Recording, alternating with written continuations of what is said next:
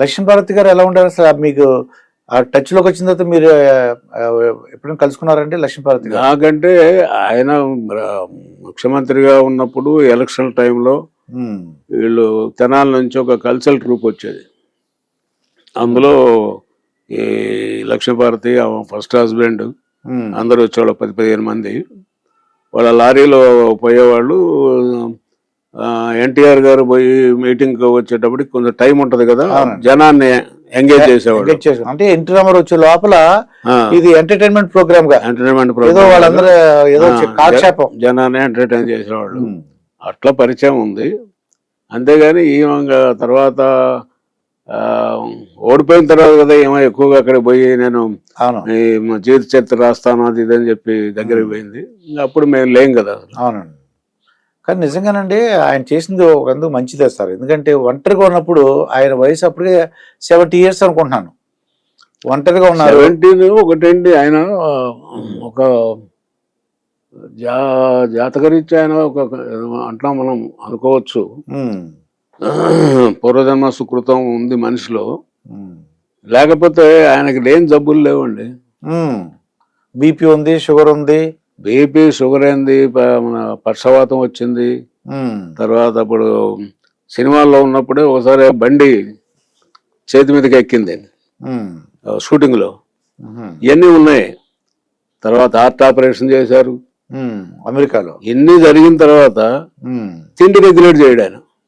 తిండి అసలు అబ్బాయి ఇది తినొచ్చు, ఇది తినకూడదు, బీపీకి ఇది తినకూడదు, లేకపోతే షుగర్కి ఇది తినకూడదు, హార్ట్ ప్రాబ్లం ఉంది కాబట్టి ఇది రెస్ట్రిక్ట్ చేయాలా, ఏం లేదు. అయినా కూడా అంతవరకు ఉన్నాడంటే చేసే ఎక్సర్సైజు, ప్రాణాయామం వాటి వల్ల ఇదైంది. సరే,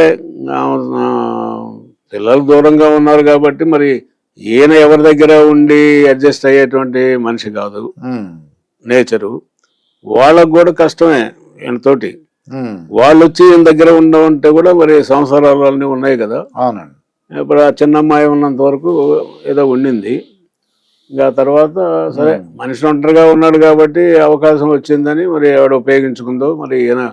కాకపోతే మేము పంచాయతీ చేసాం, వద్దు సార్ ఈ పెళ్లి చేసుకోవద్దు అని మాకు చెప్పారండి.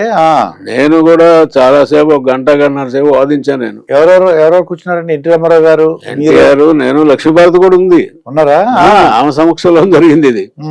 తర్వాత హరికృష్ణ, ఇది పద్ధతి కాదు, మీ మనవరాలని పెళ్లి చేసేటువంటి వయసులో మీరు మళ్ళా పెళ్లి చేసుకోవాలనుకుంటాం తప్పది. అది నైతికంగా మంచిదా కాదా, మీకు అవసరమా లేదనేది వ్యవహారం. జనాన్ని దృష్టిలో మాత్రం అది అటువంటివి జరగకూడదు అనేది అభిప్రాయం ఉంది. మీకు అంత కావాలనుకుంటే మీ బంధువుల్లోనే ఒక స్పిన్స్టర్ లేడీ ఉంది, పెళ్లి పేరెంటాలు అయినటువంటి ఒక ప్రొఫెసర్, లేడీ ప్రొఫెసర్, ఆవిడ దగ్గర తీయండి, తప్పేం లేదు.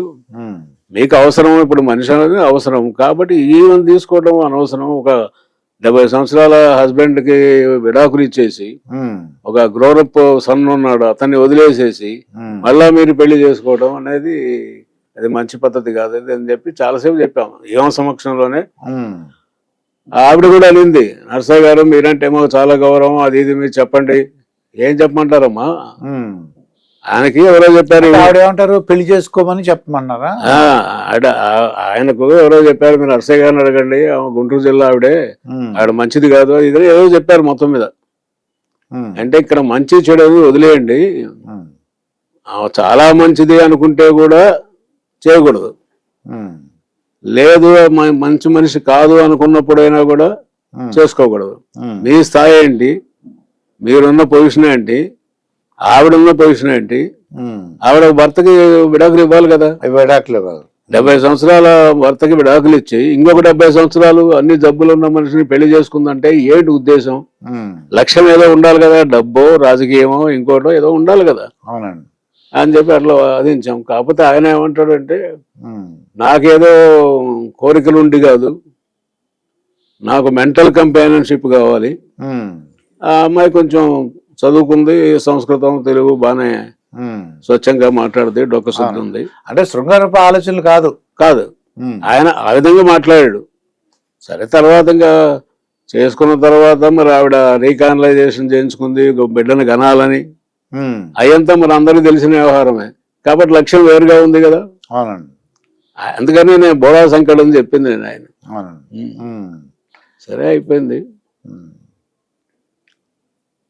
లక్ష్మీభారతి గారు ఎప్పుడైనా ఫోన్ చేశారు సార్? ఏంటి ఎక్కడ పడితే అక్కడ మాట్లాడుతున్నారు ఏంటని ఎప్పుడైనా మాట్లాడారండి? అనింది.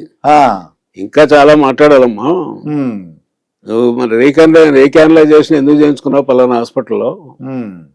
కొడుకును కనాలనే కదా. ఆ కొడుకు కూడా ఏంది, ఈ వివి మోహన్ రెడ్డి లాంటి వాళ్ళు భరతుడు పుడతాడు, ఆ భరతుడు తర్వాత రాజ్యాన్ని వెళ్తాడు, ఏ మాటలు చెప్పారు. అదే అంటే అదే జాతక రీత్యా అని చెప్పేసి ఏం కాదు, మాయ చేయటం అండి. ఆయన దగ్గర ప్రాపకం, ఆయన పొగిడి బోళాశంకర్ ముందే అంటున్నారు మీరు. అవును, బోళాశంకరుడే పాపం. అవునండి. ఆడపిల్లలతో ఎలా ఉంటారు సార్? తర్వాత రియలైజ్ అయినాడు చేసింది తప్పు అని. తర్వాత రియలైజ్ అయ్యారండి. తర్వాత నాకు పార్టీ ఇదే టికెట్ ఇవ్వమని ఎలక్షన్లో, తర్వాత కొడుకుని ఏదో దత్తత తీసుకోమని చాలా మానసికంగా ఒత్తిడి పెట్టింది లేండి. అనేక కారణాలను మనం అంటే పాపం పుణ్యం ఆ రోజు ఏం జరిగిందని మనం చెప్పలేం, కానీ ఈవిడ మాత్రం చాలా ఒత్తిడి పెట్టింది ఆయన మీద. ఆల్రెడీ జబ్బులు ఉన్నాయి, తర్వాత ఈ రాజకీయ ఒత్తిడి ప్లస్ ఫ్యామిలీలో ఒత్తిడి, వీటన్నిటి వల్ల పాపం ఆయన చనిపోయినారు. అప్పుడంటే ఏంటంటే రెండో పెళ్లి అంటే కొద్దిగా ఎంతగా విడ్డూరంగా మాట్లాడుతున్నారు, కానీ ఇప్పుడు అంతా ఈజీ అయిపోయింది సార్, ఎందుకంటే విడాకులు ఎక్కువైపోయినాయి. అవును, ఇప్పుడు వేరే యంగ్స్టర్స్ గా ఉండి విడాకులు వెళ్ళిపోవడం అది వేరుగా, ఇది అట్లా కాదుగా.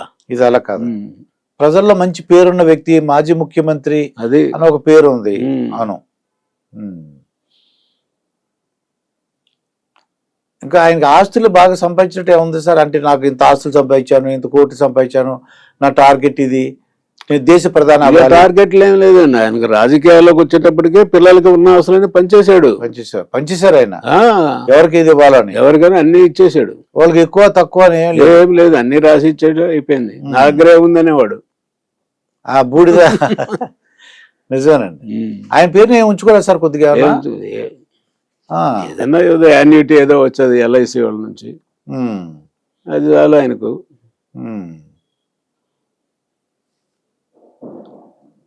ఈయన మామూలుగా పొద్దున్నే లేవటం మాత్రం 3 గంటలు లేచేవారు.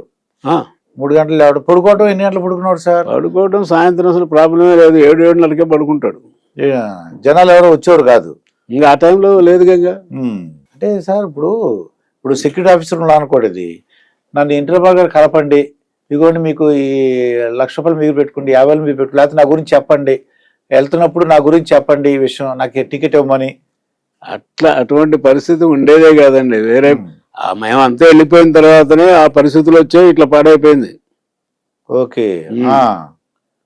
మేమున్నంత వరకు మిగిలిన హేమచంద్ర ప్రసాద్ కానీ, లక్ష్మీనారాయణ కానీ, మేము కానీ అసలు ఆ ప్రస్తావనే లేదు. ఒక లిస్టు పెట్టేవాళ్ళం, సార్ ఇవాళ ఇంటర్వ్యూలు వీళ్ళు కావాలంటున్నారు, ఆయన టిక్ పెట్టేవాడు. టిక్ పెడితే లోపల పిలిచాను, లేకపోతే లేదండి వాళ్ళ ఇంటర్వ్యూ లేదు చెప్పేసేవాడు, అంతే. అది అంటే మీ దగ్గరకు వచ్చి కొద్దిగా ఎవరైనా ఎమ్మెల్యేలు కానీ లేదు మీ డబ్బులు ఇస్తాము కొద్దిగా, మీ సగం నాకు సగం, ఇప్పుడు ఉంది అదే. ఇప్పుడు ఆ పరిస్థితి ఉంది. ఎలా అంటారు? ఇది 30 ఏళ్ల క్రితం కదా. ఎమ్మెల్యేలు గాని ఇతరత్ర నాయకులు గాని అంత నీచాన్ని దిగజారులా ఆ రోజుల్లో. ఇప్పుడు మరీ దరిద్రంగా తయారయ్యారు. అంటే ఏ విధంగా దరిద్రం అంటే? గన్మెన్లు కూడా డబ్బులు అడుగుతున్నారు ఇవాళ. గన్మెన్లు అంటే కానిస్టేబుల్.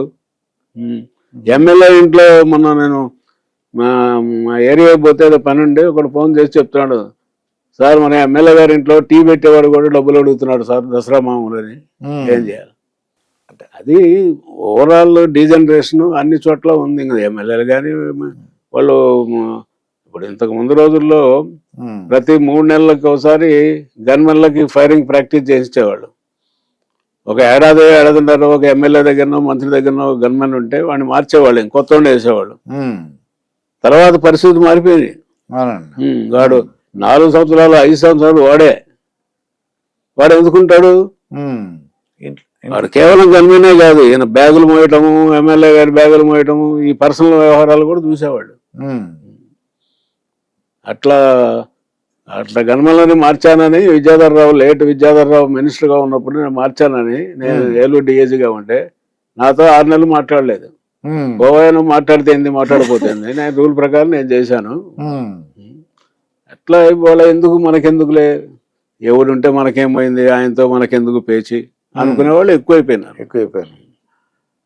అయితే ఇంటర్మీడియట్ మాత్రం ఆస్తులు ఏం లేవు, మొత్తం డబ్బులు ఏం ఫైనల్ గా ఆయన ఇంత రిజర్వ్ పెట్టుకోలేదు డబ్బులు, అందరూ ఆస్తులు పంచారు కరెక్టే, అన్ని పెంచాడు. మరి ఈయన కూడా కొంత ఉంచుకోవాలి కదండి, ఆయన ఉంచుకోవాలి. ఇల్లు ఉంది కదా, ఇల్లు ఓకే, హ్యాబిట్స్ లో ఇల్లు ఉంది, ఆయన కొంత తెలియకుండా కూడా కొంత డబ్బులు ఉంటాయి కదా, అన్ని మనకు తెలియదు కదా. తర్వాత యాన్యుటీ వస్తుంది, LIC యాన్యుటీ,